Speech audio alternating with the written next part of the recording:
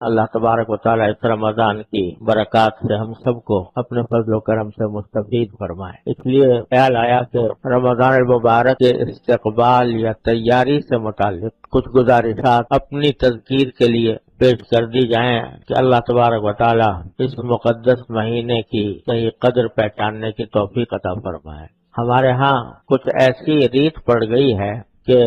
جو خالصتاً اللہ جل جلالہ کی عبادتیں ہیں ان میں بھی رسموں کو دخل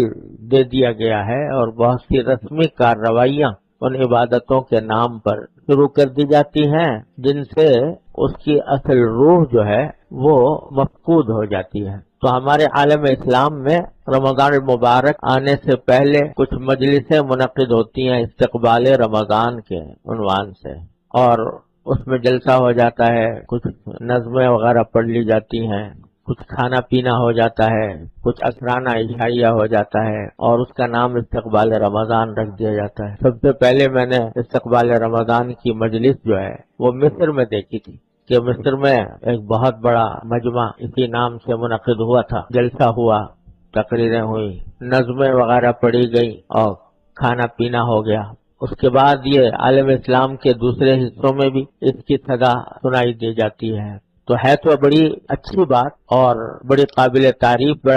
تعریف جذبہ کہ اس مقدس مہینے کا استقبال کیا جائے۔ ہمارے حضرت والا حضرت حکیم الامت قدس اللہ تعالیٰ سرہ نے خطبات الاحکام میں رمضان سے پہلے کا جو خطبہ ہے اس میں یہ جملہ بھی لکھا ہے کہ فاستقبلوہ بالشوق والحیمان، کہ رمضان کا مہینہ آ رہا ہے اس کا شوق سے اور امنگ کے ساتھ استقبال کرو۔ تو ہے تو بڑی اچھی بات، بشرطے کہ وہ استقبال خود کوئی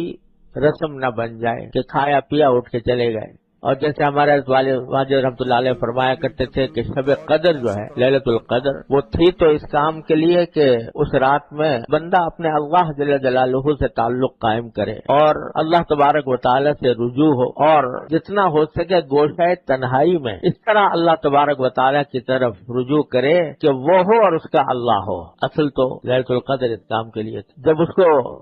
ایک رسم بنایا گیا تو اس میں چراغاں آ گیا، چراغاں کیا جا رہا ہے، مسجدوں میں اجتماعات منعقد ہو رہے ہیں، جلسے ہو رہے ہیں، تقریریں ہو رہی ہیں، نظمیں پڑھی جا رہی ہیں، قوالیاں ہو رہی ہیں، اور کھانے پک رہے ہیں، دیگیں چل رہی ہیں، اور سامان کھانے پینے کا ادھر سے ادھر منتقل کیا جا رہا ہے، اسی میں ساری رات گزرتی۔ تو اللہ بچائے جب کسی عبادت کو شیطان بگاڑنا چاہتا ہے تو اس طرح کی باتیں، عنوان اچھا ہوتا ہے لیکن اس کے پیچھے اس عبادت کی روح کو مفقود کر دیتا ہے۔ تو ایسا یہ کچھ استقبال رمضان کی جو رسمی تقریبات ہیں اس سے کوئی خاص حاصل نہیں، بلکہ خطرہ ہے کہ وہ بھی کوئی بدعت کی شکل نہ اختیار کر جائے۔ اصل استقبال یہ ہے کہ آدمی یہ سوچے کہ یہ مہینہ جو آنے والا ہے یہ اللہ جل جلالہ کا کتنا بڑا انعام ہے اور کیوں بھیجا گیا ہے، اور جس مقصد کے لیے بھیجا گیا ہے اس مقصد کو حاصل کرنے کے لیے مجھے کیا تیاری کرنی چاہیے